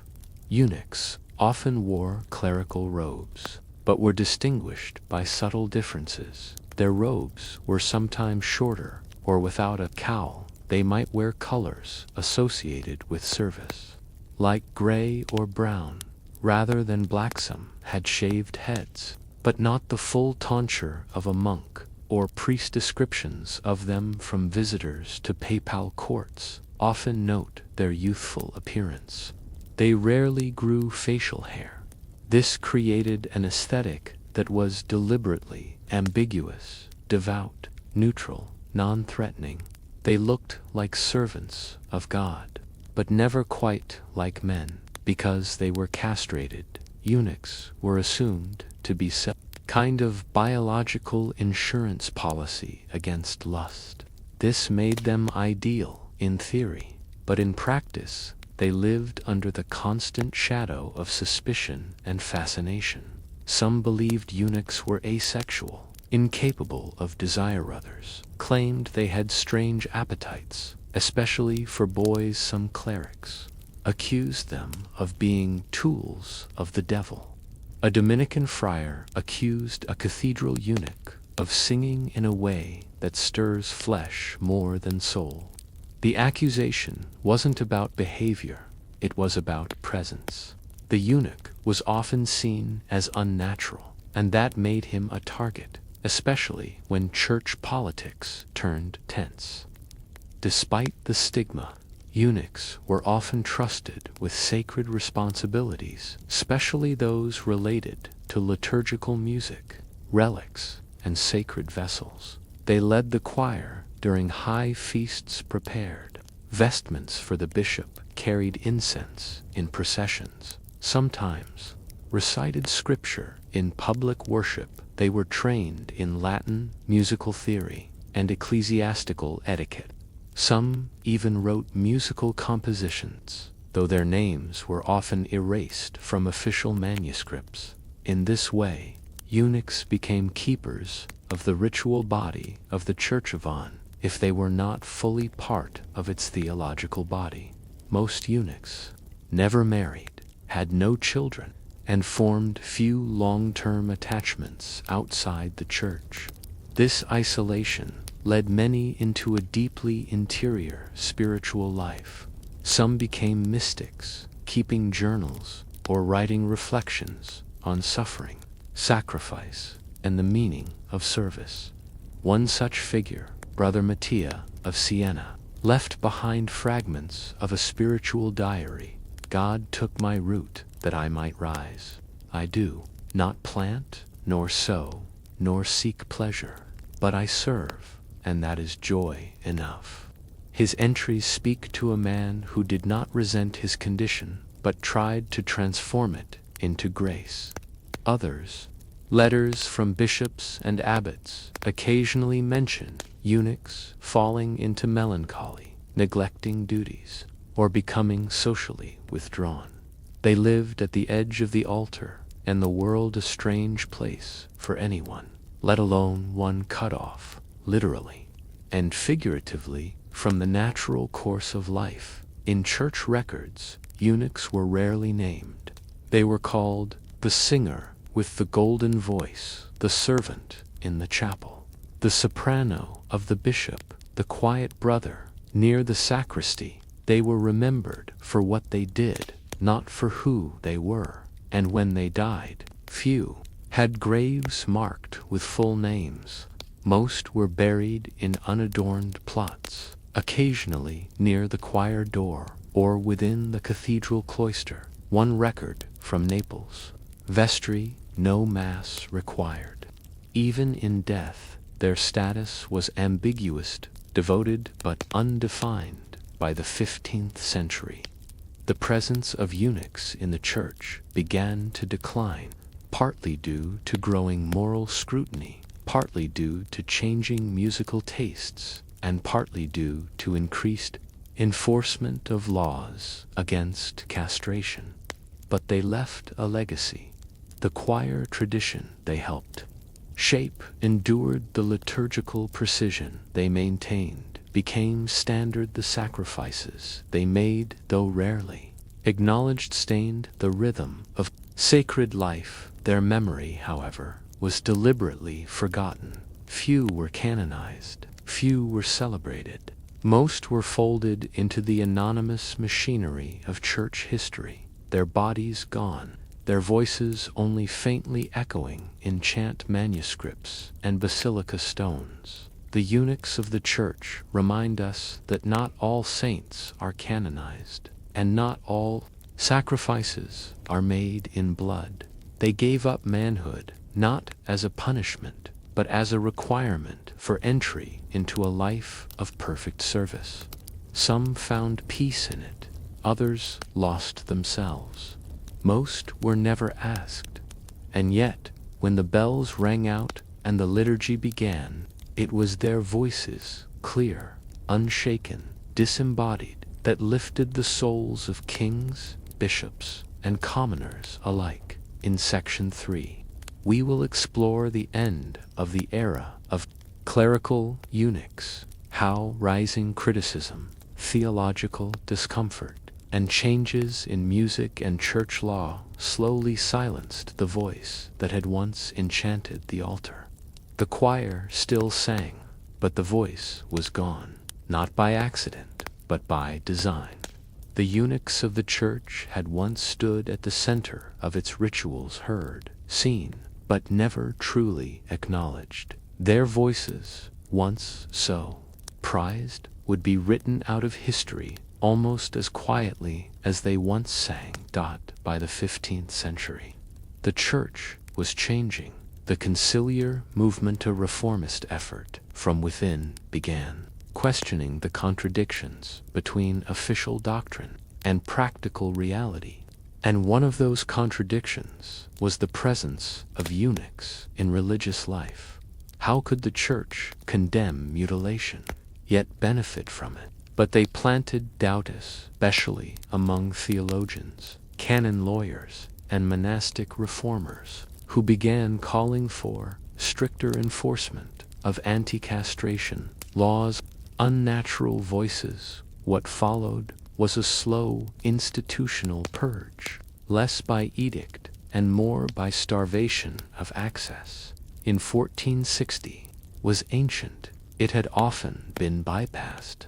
Now it was re-emphasized. Canon law scholars began compiling lists of impermissible mutilations, and church councils revisited earlier rulings with fresh intensity. Castration was placed on par with subtarm, and church officials were instructed to refuse employment to boys suspected of being castrated, especially in choirs. No public trials, no grand condemnations, just administrative closure. The roles once reserved for eunuchs were handed to boy choristers, young tenors, or lay assistants. Coinciding with the legal reforms was a transformation in sacred music. Polyphony complex vocal layering began to replace plain cant in major churches. This music required multiple vocal parts, not just high soprano lines. The value of the castrato voice declined as the need for balanced choirs grew at the same time. The emergence of adult male falsettists provided a new solution. These singers could mimic the high tones of eunuchs without bodily sacrifice. By the early 16th century, many cathedrals had phased out their last eunuch singers. But the change was reflected in choir books, housing rosters, and payrolls, where once you saw sopranisti or special singer life, some aged into menial roles, sacristans, scribes, or clerical janitors. Others were forced into poverty, having no family or formal ordination to protect them. A few entered monasteries loud, in not as brothers, but as permanent guests. One haunting record from a Benedictine abbey in Ferrara, 1508 notes, "We took in a man of uncertain status, once a singer, now of weak mind. He is quiet. He is called simply Il Voci. No other name is recorded, though clerical eunuchs vanished from the church." During the Baroque period 17th centuries, these later castrata fames in opera and elite court music were not clergy, and often lived lavish, complex lives as performers. But the clerical eunuch, though liturgical castrato, the one who served only the church, was gone. By the time of the Council of Trent, 1545 to 1563, the ideal of the male, celibate, uncastrated, morally pure priest was reasserted with force, and in that vision there was no place for the ambiguously gendered servant at the edge of the altar. Though their bodies were erased, their labor remains. The choir stalls they sat in, the compositions they helped preserve, the liturgical discipline they sustained, the musical styles they trained into generation after generation. Their voices molded the sonic shape of the church, and yet almost none are named. Their faces are not in frescoes. Their biographies are not written. Their burial places are mostly unmarked. They are ghosts in the stone, echoes in the notes. Modern historians began to recover their stories only in the late 20th and 21st centuries, sifting through choir rosters, hospital records, episcopal visitations, fragments of personal writings. What emerges is not a story of freakishness or pity but of devotion, manipulation, longing, and performance. Some eunuchs believed in what they did. Others suffered. Most, like many people in medieval history, simply lived the life offered to them and tried to serve with dignity. In a church obsessed with purity, the eunuch offered the purest voice and the right to name one's own role. Their removal was not announced. It was felt as a gradual fading a choir with one less note, a liturgy slightly less strange. Loss of a truth that the church once accepted something deeply ambiguous, a man-made, not whole, to sing the songs of wholeness. And the silence left in his place still echoes in the architecture of the sacred title. The Inquisitor's dilemma, investigating other priests in this story. We turn from the altar to the cortex, exploring the strange position of priests, appointed to investigate, question, and sometimes condemn their fellow clergy. What happens when the one who hears confessions is also the one who delivers judgment? He wore the same robes, took the same vows, and yet he came with questions, not communion.